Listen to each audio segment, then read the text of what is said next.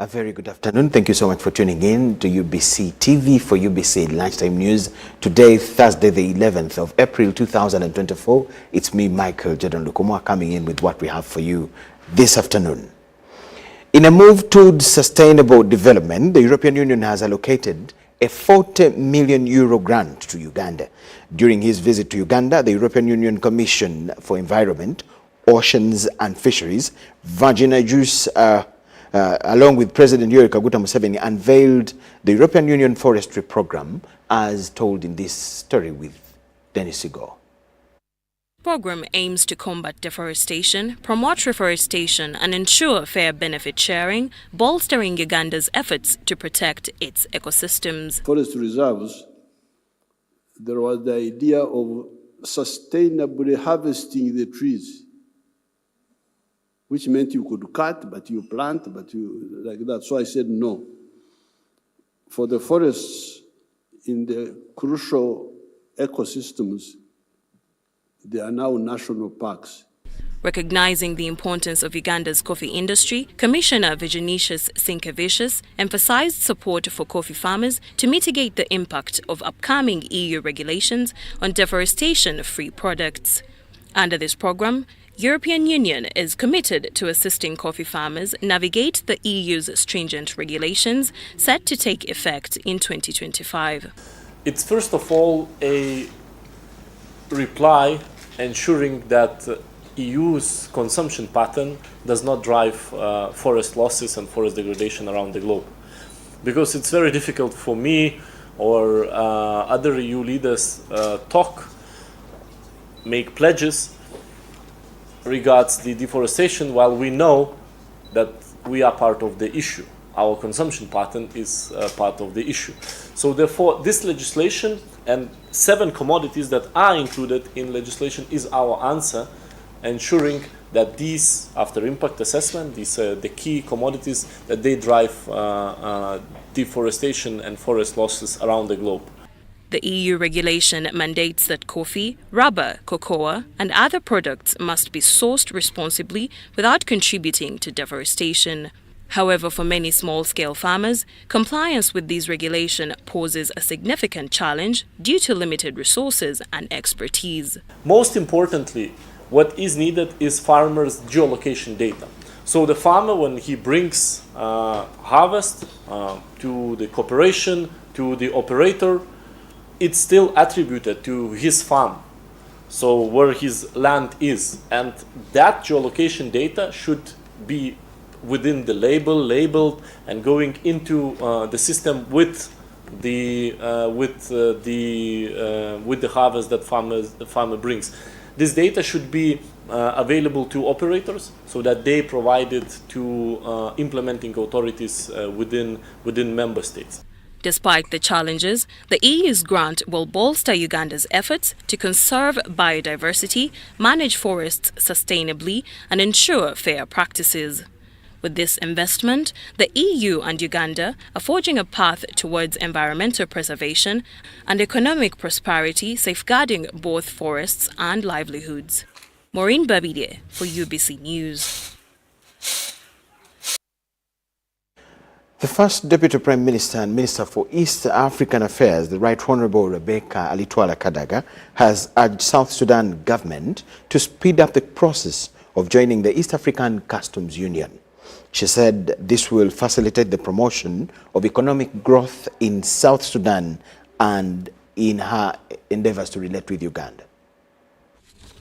The first Deputy Prime Minister and Minister for East African Affairs, Right Honourable Rebecca Alitwala Kadaga, says the absence of South Sudan in the Customs Union is affecting smooth trade between countries in the region.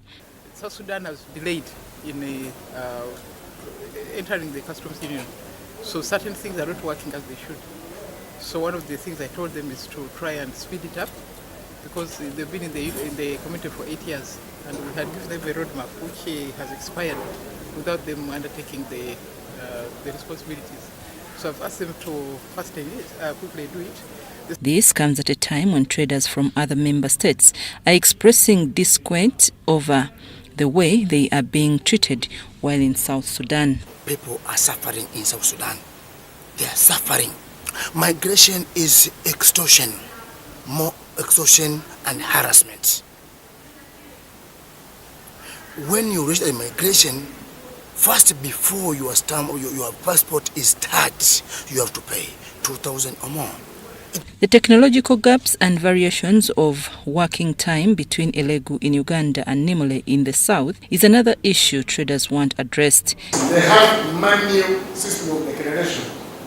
So still, it will be hard for us to operate without the system from South Sudan. So that's one of the reasons why on the side of customs, non-operationalization of the OCP is there, but manually. This was during sensitization meeting at Nimule border town. The Undersecretary, Minister of East African Affairs, Benny Gideon, admitted the gaps as pointed out, but added that the South Sudan government is working hard to address them. Follow up on the proposal of the one-stop border force. That's South Sudan, Uganda. The common border, that's the reason why we established these two OPPs. So we need to assess the level of the proposal of our one-stop border force to identify what are the areas of improvement that we need to improve in the proper functioning of these OPPs. The Secretary General, East African Community, Anreti Semurinda, appealed to development partners to support communities on the benefit of being a member of East African Community. We need to devise a strategy.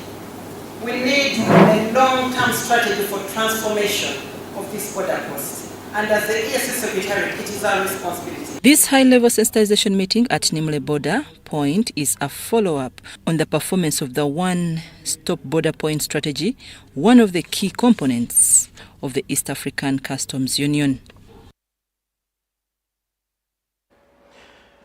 In more news, the Bishop of the Diocese of Muhabura, the Right Reverend Godfrey Mbitse, has reopened the church that had been shut since May 2018. Muganza Parish has been reopened and part of the Diocese of Muhabura. This was during a two-day synod meeting at Sesame Girls Senior Secondary School Main Hall in Kisoro Municipality.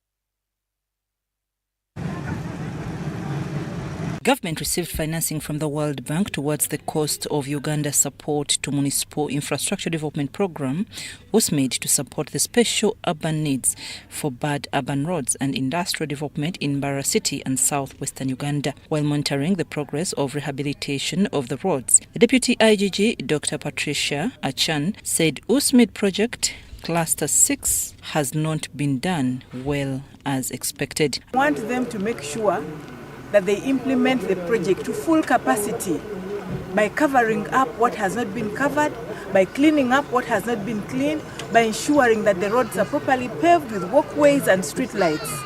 So that is the reason why we're here, because delay in service delivery basically creates an environment which is ripe for corruption and for suspicion.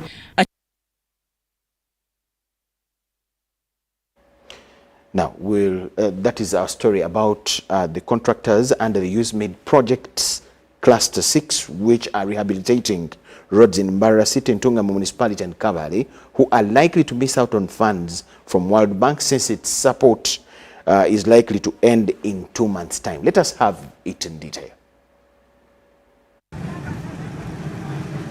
Government received financing from the World Bank towards the cost of Uganda's support to municipal infrastructure development program was made to support the special urban needs for bad urban roads and industrial development in Mbarara City and southwestern Uganda. While monitoring the progress of rehabilitation of the roads, the Deputy IGG, Dr. Patricia Achan, said USMID project Cluster 6 has not been done well as expected. I want them to make sure that they implement the project to full capacity by covering up what has not been covered, by cleaning up what has not been cleaned, by ensuring that the roads are properly paved with walkways and street lights. So that is the reason why we're here, because delay in service delivery basically creates an environment which is ripe for corruption and for suspicion. Achan cautioned contractors of Multiplex to do work within 2 months. Otherwise, the World Bank is likely to stop funding of these projects. Road construction projects like this should aim at the wider socio-economic benefit, and we see the business community beginning to enjoy, and the communities who come to purchase goods and services are also enjoying. So in the overall, when we monitor road projects like this, we are basically looking at the holistic approach, and we are considering issues to do with timeliness. We are looking at the quality of the road works. The construction progress of roads under Cluster 6 USMID in Mbarara City and Tungamo is at 85% and 76% respectively, which has forced Mbarara City Mayor Robert Kachebezi to request government to always employ local contractors. It is a problem that is affecting local contractors, and therefore the government should know these local contractors are there and working for us, and they should support them, give them money and work like how the Chinese are working. Kabale municipality is likely to lose funding from the World Bank because the work of rehabilitating roads has been delayed, and they have been requested to subcontract the work. We, as people of Kabale, choose when it does not finish. So we are going from this engagement, we are going to engage with him to find a way of pushing him to make sure that he finishes within the next 2 months.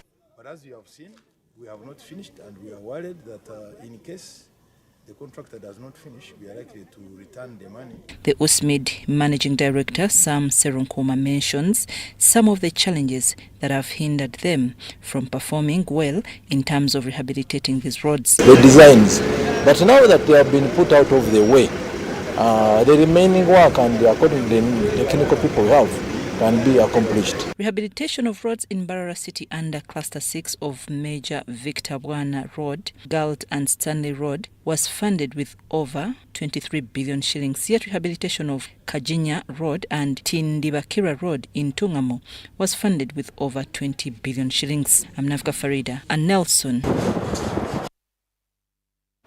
The third batch of the youth under the Presidential Industrial Hubs have been assessed by the Directorate of Industrial Training after 6 months of skilling. Presidential Hubs and Projects Director, Engineer Raymond Kamugisha, says that this initiative is aimed at addressing socio-economic problems. Several youths from 19 presidential industrial hubs have been assessed for fully occupational level 1 by the Directorate of Industrial Training. They have been assessed in tailoring, welding, carpentry, hairdressing, bricklaying, bakery and shoemaking. The Director, Presidential Industrial Hubs and Projects, Engineer Raymond Kamugisha, says their vision is to reduce unemployment among the youth. Out of formal education, this is an opportunity.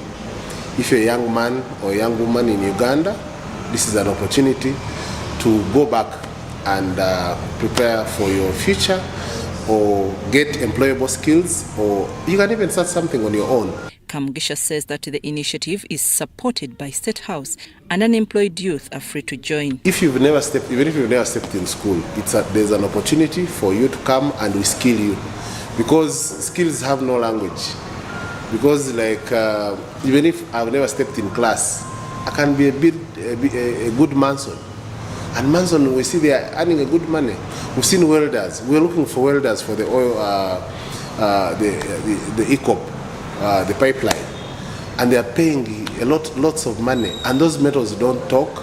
An assessor with the Directorate of Industrial Training, Shamim Babidie, says this program opens chances for the youth to upgrade to higher skilling levels. I advise these young youths to keep on upgrading, adding on more levels. Yeah, because this is not the end level. You can keep on add on, not until you can even reach at your degree. The Mengo Zonal Presidential Industrial Hub Manager Kayunga Ahamada Zinda Musoke says such skills acquired by the youth will transform them and their communities.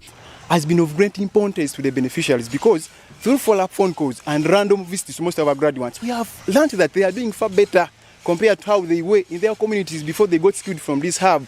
And this has transformed their lives and their communities as well through working in carpentry workshops, welding shops, saloons, and some have been able to raise up startup capital and they have opened up their own self-employment projects. The youth appreciated the program, which they say is providing them with long life skills. As a degree holder, I found myself that there's nothing physical that I could touch on and manifest into reality.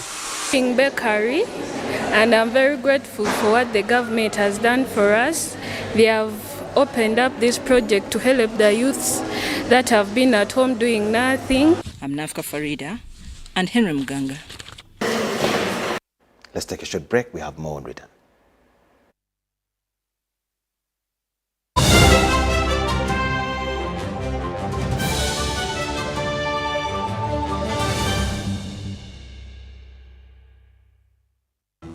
Fred! Osmosis. Freddy! Fred Dollar, my boss, CEO Inojo, the general of generals, the conqueror of conquerors, the first and the final, the sky above the skies, the promised land, the terms and the conditions, the international king crocodile, the source of the Nile. I don't have money today. Just take a polite loan of 200k to stock my shop. The signs and symptoms of success. The bank commander, not the bank teller. Why hassle for a loan when you've got MTN Momo? We're sorting it. Use the Momo app or dial *165*5# for all quick loans. Choose from the different loan options from our partners and get one that works for you. Together, we're unstoppable. Juko. Yo. Check the shopping, man. What's your secret? Haven't you heard of the parish development model PDM? Yes, I did, but I thought it was just a talk. No, Sebatia. It is real. I and a few friends together formed a circle, accessed money from the PDM, invested in a poultry project, and now things are moving. Juko. I thought I was one of your friends. You are. But you left me behind. I didn't leave you in poverty. What you do, just visit your LC2 chairperson and your parish chief and start the process of economic transformation. Just like that. The parish development model is an initiative from the government of Uganda through the Ministry of Local Government designed to transform all lives of Ugandans for the better. PDM, my parish, my development, my life. Ebiseera by'okuzaayo abaana mu masomero tebiteekwa kukaluubiriza n'akatono. Eno kusimba nnyiriri mpanvu kano kalippagano ka bidduka. Simanya kuzunga na banka siripusi. Kati osobola okusasula school fees z'omwana wo ate n'okola n'ebirala ntoko ku ssimu ye ey'omu ngalo. Ekikola kyangu nnyo. Nyiga bunyizi *855*8 ogoberera ebikulagiriddwa oba okozese app ya MTN Momo. Ate kati okola ki olwaleero? MTN Mobile Money Uganda Limited erungamizibwa banka enkulu ya Uganda. After the massive launch of the Museveni Warmer hit song in Kololo, Mukono, Nabweru Wakiso District and Masulita War Zone, Munamasa Kansereko Emma takes Museveni Warmer to Mityana on Friday, the 26th of April 2024 at Mityana Saza Ground. We shall start with Bulungi Wansi, a health camp, and then a boom of entertainment with thousands of comedians and artists, all at a free entry. Anti-Jaja Gabude. His Excellency Yoweri Kaguta Museveni will be our chief guest. Come, let's have fun with Jaja. Don't miss.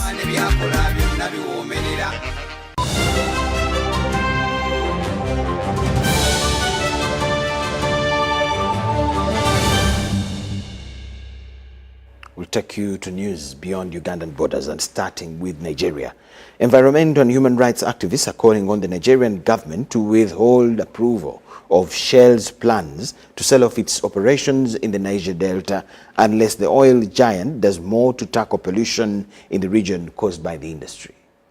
Decades, energy giants like Shell have extracted oil from Nigeria's Niger Delta. It has earned the companies and the Nigerian government billions of dollars, but locals have long complained of massive environmental damage. You can grow crops, You can't drink the water, you can't fish because the fish are dying or they're dead. Shell announced in January it is pulling out of the Niger Delta, selling off its Nigerian subsidiary and its mining licenses and infrastructure to a consortium of 5 mainly local firms.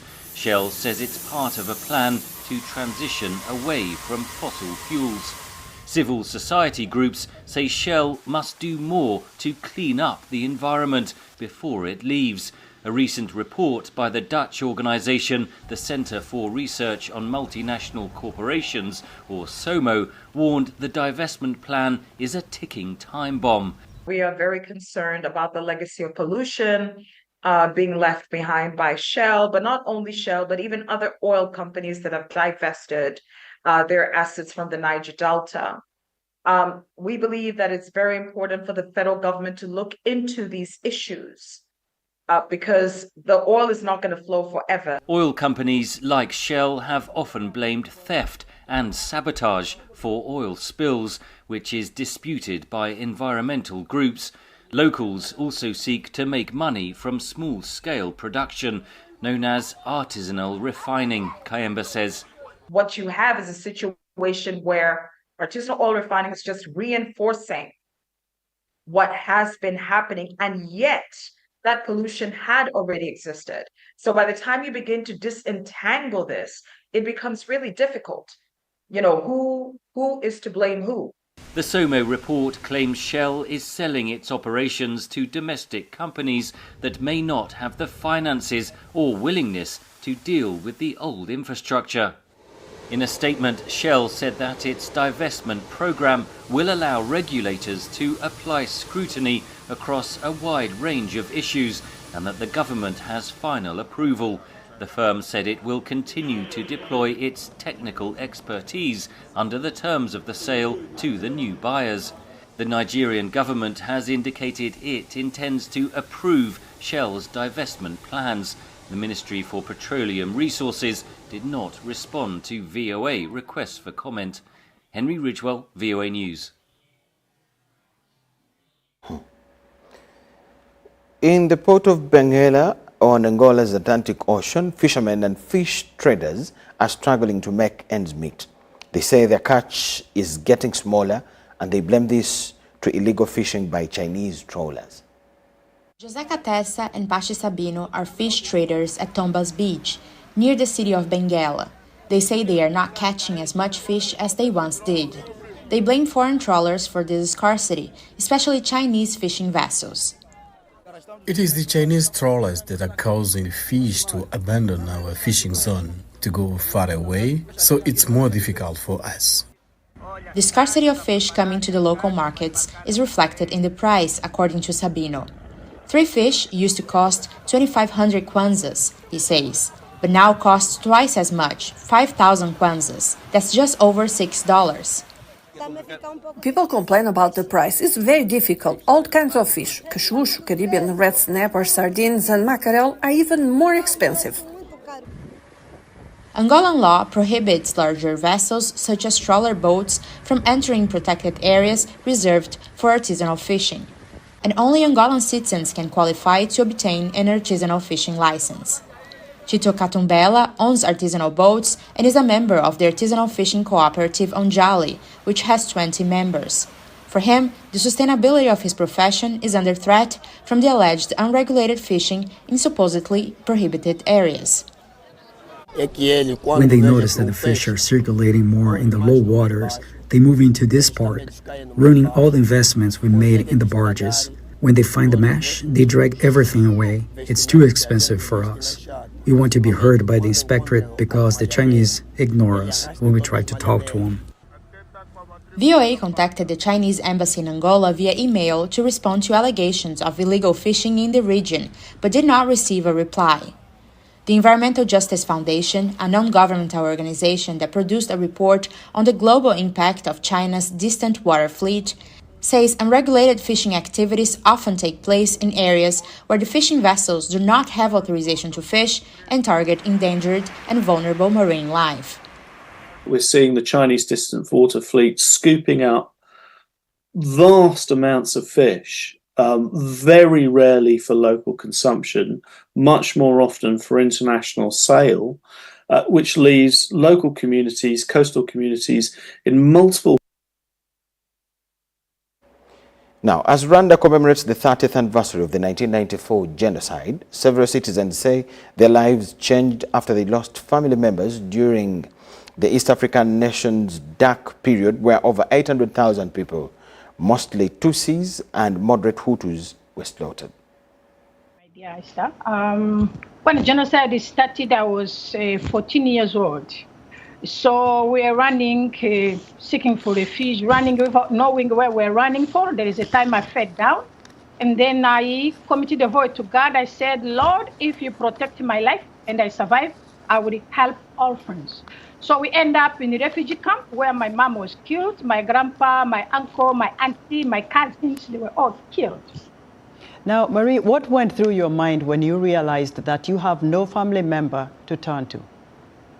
I said to myself, I'm an orphan. This is it. My life is in my hands. Yes, full of fear and bitterness and anxious and anxiety to wonder what would happen tomorrow. But I turned to God because of faith. My mom helped me to know God before when I was little. So faith and sports and helping other people helped me to heal. And then also I created a not-for-profit organization to help orphans, which called Why Do I Exist? Why do you exist? And I saw that in the Kinyarwanda, Kuki, Ndiho, something like that.